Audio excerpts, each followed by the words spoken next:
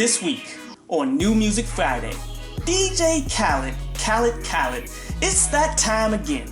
I see. The most overrated, big-budgeted label projects that come out every 2 years. And I'm not saying that these projects have been bad, I'm just saying due to the lack of chemistry, substance, and overall purpose of these projects, they don't have the impact that they should have with these kinds of budgets. DJ Khaled does have a good ear for music, but his focus is more on composing the Oscar awards on a hip-hop album than something that could be meaningful to the culture. And that is exactly what I'm expecting here again.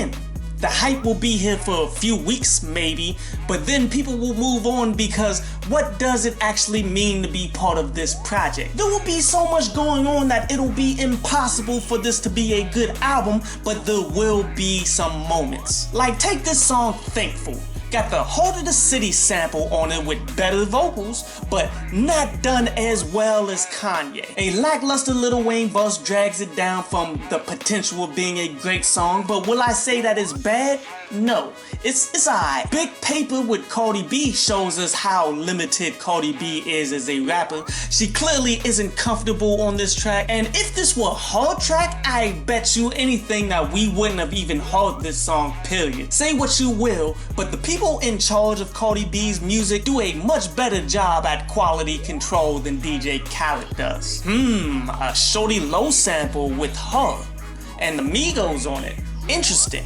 Yeah, this was one of those good ideas that didn't pan out into a good song though. Now Lil Baby and Meg together on a track, I could see that. But when you add Post Malone, now you're doing way too much. And it came out decent, but not anything noteworthy. Who actually asked for a Justin Bieber and 21 Savage collaboration? And then you actually gonna go ahead and put this crap out. Now this Sorry Not Sorry with Nas and Jay-Z, this joint is pretty cool here. Like when Nas is saying, yo, I'm Coinbase, cryptocurrency Scarface. That one's for anybody who watches my hip hop stock series. You know exactly what he's talking about with that bar. Everybody is getting bands, but we just dance to different drums. Aight, Jay, now that was pretty slick.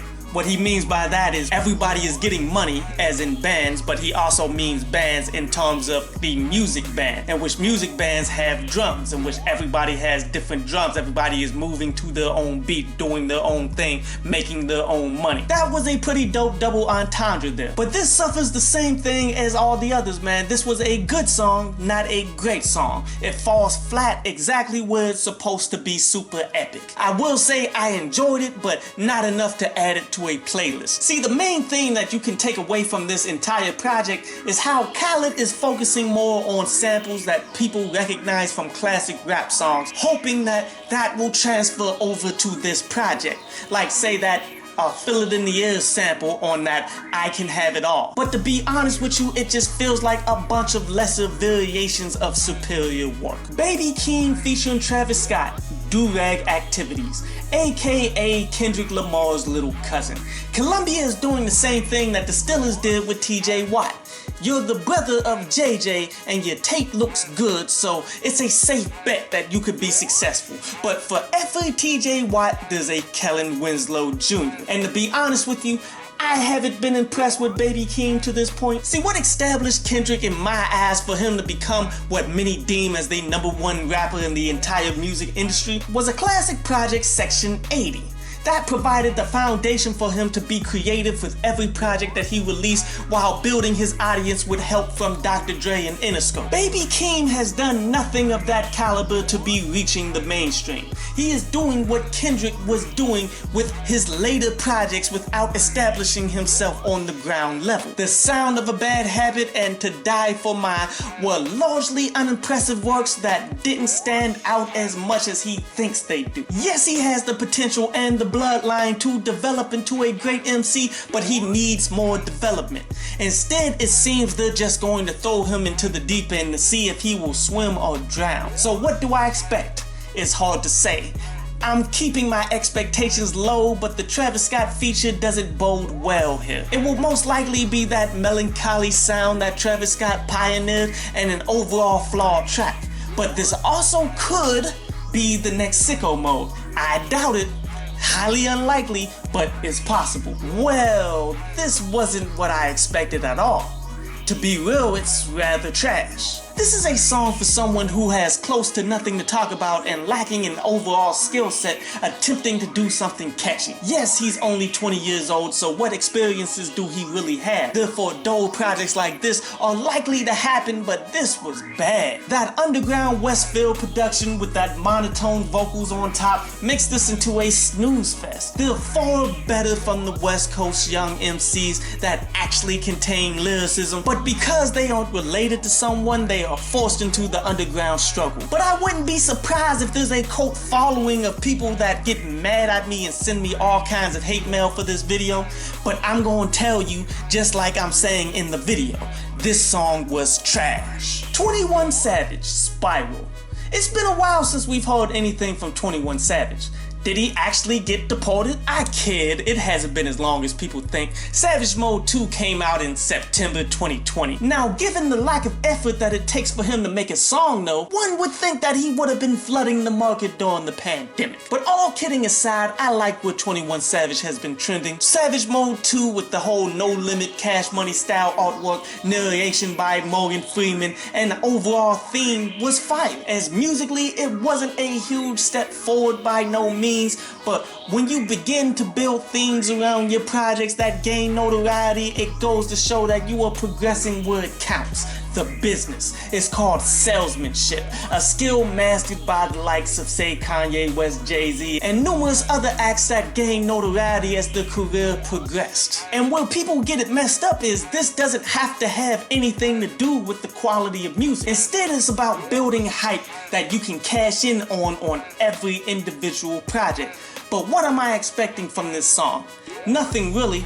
Hopefully it'll be the beginning of a new experience instead of recreating the Savage Mode formula or just a song released for no particular reason. My money is on a bad song with no promotion tied to it release just so his audience knows that he's still alive. So after listening to this, I realized that, oh, this is on a soundtrack, the Book of Saw. And if any rapper fits into a soundtrack of a horror movie, it would be 21 Savage. So none of the music that 21 dropped today has anything to do with any music that he's trying to do. Instead, he's just getting paid features here. And that's fine, but what 21 Savage should mesh well with the production and the theme, I must say that the lack of skill is what takes the front seat. The ever-evolving production that intentionally clashes because it's the horror genre just doesn't mesh well with a trap rapper with only one style. Give me Tech 9 on this, not 21 Savage, and you will see the dynamics of this production of what it could have extended to. But instead, what we get is a boring track that would fit onto any of the Saw movies, because let's not pretend like any of those were actually any good either. Joyner Lucas,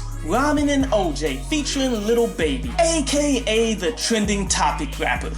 It is almost as if anything that goes viral, he will make a song about it. Sounds like a good formula until you realize how quickly trends fade or shift and how long it takes to perfect a song. Am I saying that he is a bad rapper for this? Far from it. Joyner Lucas have proven to have the skills to craft quality music, but I feel he needs to focus more on setting the trend instead of following it. It is what it is. Give me quality music like Evolution and ADHD and I'll still be fine. I just had grander aspirations for this caliber of artist, but there's nothing wrong with him just being a dope rapper. Not a transcendent rapper who changes music, but one who does well in one of the most difficult times that this music industry has ever seen. That wasn't that bad at all. Not what I thought it would be. It went more into the direction of never wanting to go back to being broke, eating ramen and drinking OJ. How Joyner Lucas switches his style in order to welcome Lil Baby shows you what I mean when I say he could be a transcendent talent. He's so versatile to be able to go outside of his style and make a new age track as though it was his first style. I'm not the biggest fan of Lil Baby, but it's tracks like this to the bigger picture where I have my respect for him. He definitely has the talent to be more, but whether he gets there only time can tell. I like the production as it is an overall well put together track. Really, I'm between this and the Jay-Z and Nas DJ Khaled joint for the best of the day, but I'm leaning more heavily towards the Khaled.